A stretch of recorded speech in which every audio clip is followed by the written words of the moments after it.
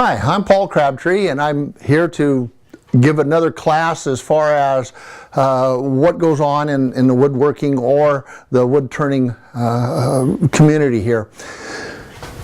In turning a lot of bowls, utilitarian type pieces, whatever they might be, spoons or forks or utensil holders, cutting boards, whatever you might make that goes into the kitchen and needs some type of finish on it.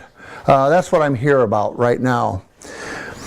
I do a lot of bowls, mainly for demonstration purposes in my business, but you know, bowls are ever so popular. So I do a lot of bowls. I also do all kinds of different wine glasses and champagne glasses here. I do vases also that I really can't use polyurethane on, so I use filtered walnut oil. Now, filtered walnut oil took me a long time to come around to because it's just not that prevalent out there in the field. And so I just kind of come across it, a process of elimination. I've been using it now for probably about 2.5 years. And the reason why I've stuck with it is because it brings out the color of the wood better than other things. And it also dries very hard. I used distilled walnut oil before I come across just the filtered, and that worked well, but it doesn't work quite as good as filtered walnut oil.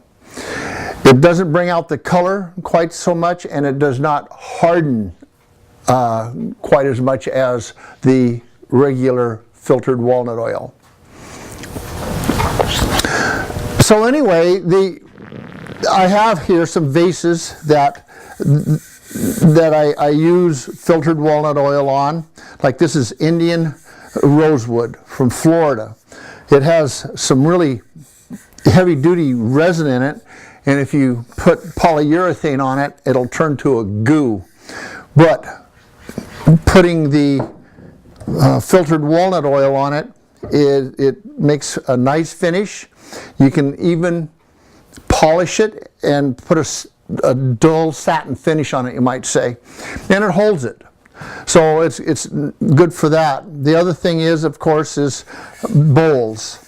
This is a big leaf maple bowl, and it just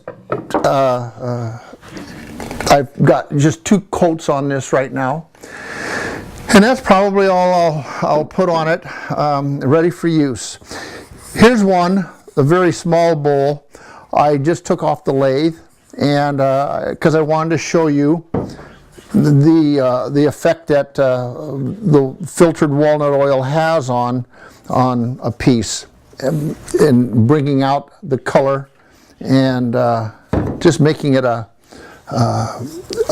pretty piece of wood. Whether I put this on the first coat or I take bowls out of the kitchen or whatever else I might take out of the kitchen to put a little more oil on, I do it with my hands, and that's just because I want to be able to feel any dry areas that might be there.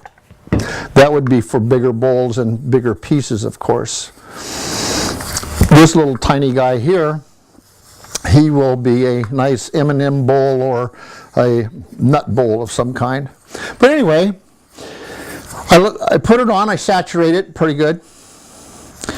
And if I have multiple pieces going, I of course put them inside each other, and I'll let it sit for a while.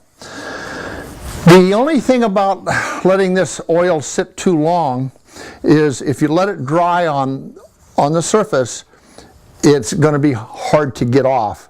But you can just put some more on, and it'll you can rub it off then.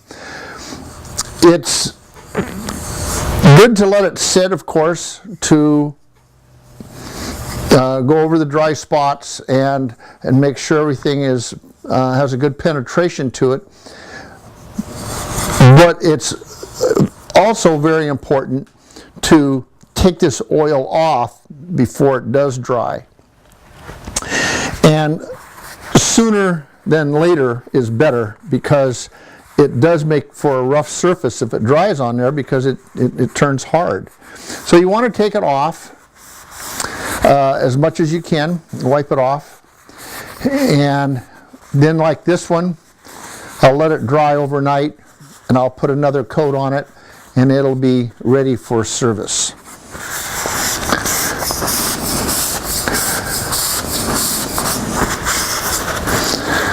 You can find this on my website at toolsbycrabtree.com, and you look in the accessory section and you'll be able to read what it does there a little bit, and also do some ordering. You can also ask questions or make comments. Thank you.